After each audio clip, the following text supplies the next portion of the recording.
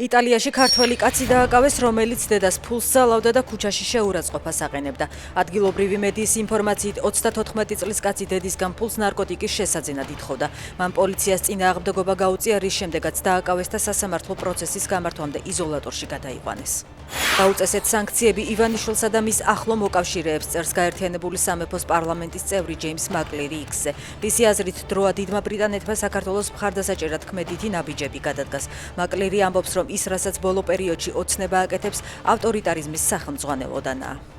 გუშინ ოკუპანტების მიერ გატაცებული ბავშვები მშობლების თანდასწრებით გორის სამმართველოში იკითხებიან.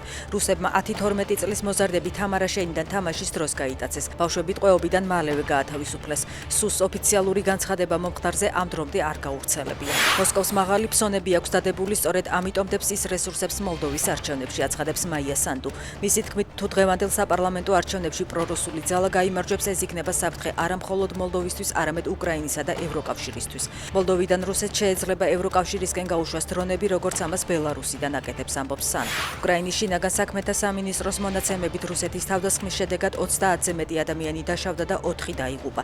თავად რუსეთის საცხოვრებელი კორპუსების დაბომბვას უკრაინის სამხედრო საწარმოებზე თავდასხმას უწოდებს. რუსეთის თავდაცვა არაფერს ამბობს კიევში დაღუპულ ადამიანებზე, რომელთა შორის 12 წლის მოზარდიცაა.